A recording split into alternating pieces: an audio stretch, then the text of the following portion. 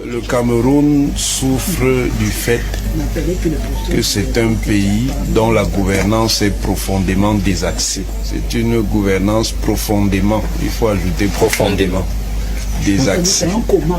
C'est un pays qui n'a pas une direction politique et institutionnelle sérieuse. Pour ces raisons, ce pays ne peut que s'enfoncer dans ce que j'ai l'habitude d'appeler le chaos lent, qui est précisément l'effet de la désaffection de son appareil de gouvernement.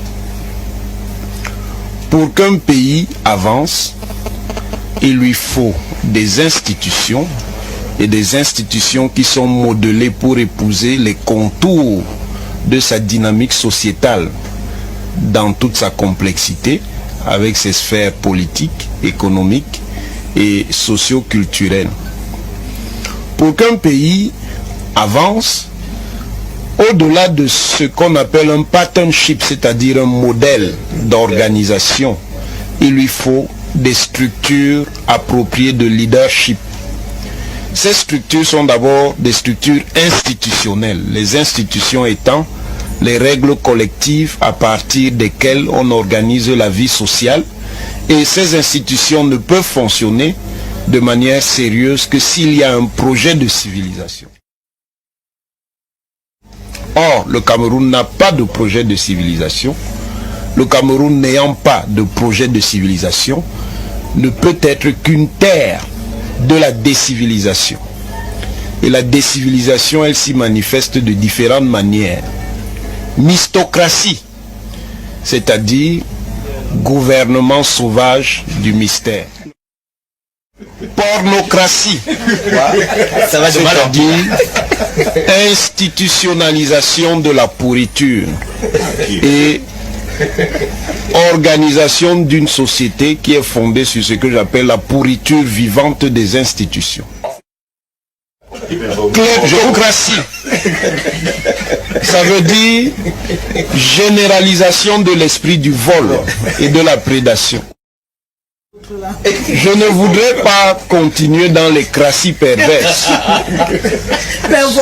Ce sont donc ces choses qui font que le Cameroun ne peut pas marcher.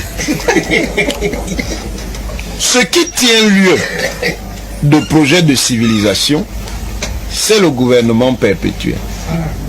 Comment faire pour durer le plus longtemps possible, mais durer pour durer. Voilà. Rester pour rester.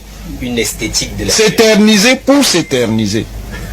C'est donc ça qui crée l'emballement dont le Cameroun est victime. Et cet emballement, comment il se manifeste? Il se manifeste par la neutralisation de tout le potentiel immense de talent qui existe dans le pays. Il y a une politique d'abord qui consiste à coopter une partie des gens qui portent ce talent, mais cyniquement ce n'est pas pour les utiliser à des fins collectives, c'est pour les neutraliser et liquider leur capacité constructive. Et c'est ça le grand malheur du Cameroun, c'est d'avoir organisé un système de cannibalisation de ces intelligences, soit en les réprimant à l'extérieur du système, soit en les étranglant alors qu'on les a cooptés dans le système. C'est un système qui vit sur la base de la corruption fondamentale de sa population. On régule la population par le jeu du management de la faim. On affame pour mieux contrôler. On affame pour mieux contrôler. Ah bon. Et on contrôle par le rationnement du clientélisme, des avantages qu'on distribue. En faisant espérer à chacun qu'il pourra toujours accéder à la position où lui se sera tiré de l'inconfort et il pourra donc se satisfaire d'être du côté de ceux qui ne sont pas dans l'océan généralisé de misère auquel nous faisons face. C'est un système qui s'appuie sur le diviser pour mieux régner.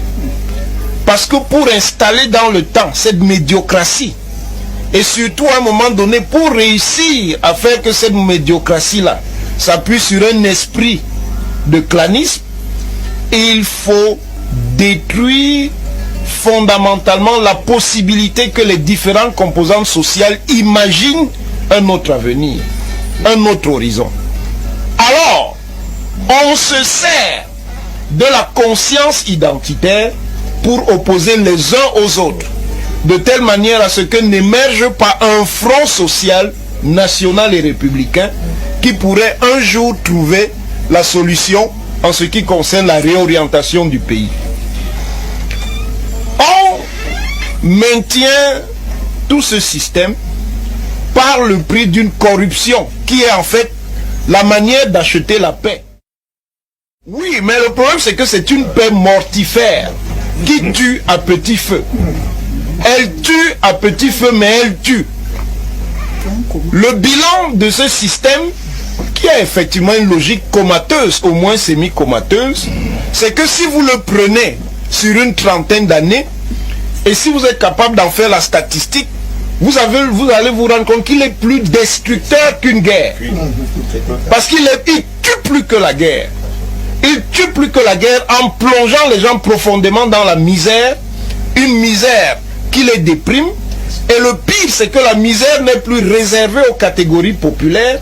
Elle a attaqué pratiquement aussi les couches moyennes. Il ne reste plus donc qu'une toute petite élite qui est complètement préservée de cette misère, parce que cette élite-là a choisi la logique du pillage systématique du pays pour se maintenir au pouvoir à perpétuité, mais en choisissant de tuer la société. À partir de ce moment, et ça je vous l'ai déjà dit, le Cameroun est déjà profondément en crise. Et il n'y a plus d'issue non critique. Ce qui se joue, c'est simplement le scénario de la crise finale. Est-ce que ce scénario-là va permettre à la société camerounaise, après l'explosion critique, de survivre ou alors de mourir une fois pour toutes? Et c'est là où les Camerounais peuvent encore intervenir, entre avoir une crise où le Cameroun va survivre et avoir une crise. C'est que nous sommes contre le gouvernement perpétuel. Le gouvernement perpétuel, c'est le grand poison de l'Afrique. C'est la raison pour laquelle l'Afrique n'avance pas. Dans le contexte stratégique et structurel créé par la force et la puissance des systèmes occidentaux, il ne sert strictement à rien d'avoir des leaders centraux qui font 10 ans, 20 ans, 30 ans, 40 ans au pouvoir, quels qu'ils soient. En quoi donc les universitaires se distingueraient-ils de l'ordinaire militant du RDPC? Le soutien à un champion politique consistait simplement à se mettre dans une posture de déférence et de révérence. Même à soutenir M. Paul Biya, président de la République, président du RDPC, je crois qu'une démarche beaucoup plus solide. Et quand on passe à l'état président, c'est toujours dangereux pour la collectivité. En le disant, on n'a pas besoin d'être un ennemi de Paul Biya. On n'a pas besoin d'être dans un acte d'irrespect vis-à-vis de Paul Biya. Ce serait moi que ce serait la même chose si j'étais à sa place. Ce serait toute autre personne que ce serait la même chose. Que même en Égypte, on tuait le roi. Quand le roi était trop vieux, il y avait le régicide sacré. Et il y avait des rites qu'on appelait le tchèque pour essayer de revigorer la puissance du roi. Je dis aux Africains de prendre la leçon sur la Chine. Le temps de Pharaon est fini. Ce serait moi que ce serait la même chose si j'étais à sa place. Ce serait toute autre personne que ce serait la même chose.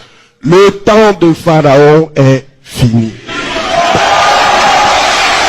À l'autorité politique, même en Égypte, Pharaon, tout en étant roi sacré, ne pouvait pas instrumentaliser la classe des sémous, des prêtres savants. La deuxième raison pour laquelle nous ne pouvions pas soutenir, c'est que nous sommes contre le gouvernement perpétuel. Le gouvernement perpétuel, c'est le grand poison de l'Afrique. Moi, je ne pense pas à l'utilité d'un système où les gens sont présidents pendant 30 ans ou 40 ans, hein, comme notre président actuel, où les gens sont ministres pendant 20 ans. Donc vous voulez pas que votre père occupe le poste?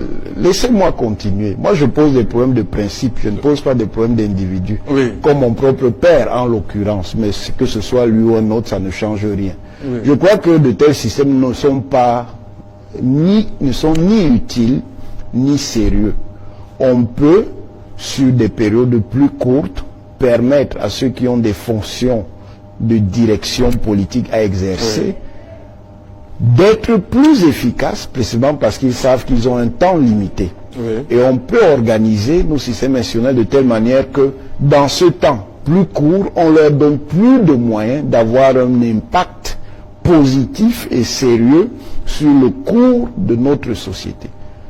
Voilà pourquoi moi, ce genre de système ne m'intéresse pas. Parce que même si vous avez des personnes talentueuses, brillantes, ayant même une certaine orientation morale, pour le dire simplement, bon cœur, dans un tel mécanisme, il y a toutes les chances que ces personnes soient perverties par les systèmes d'intérêt qui se cristallisent évidemment chaque fois qu'il y a un pouvoir, un ordre de pouvoir.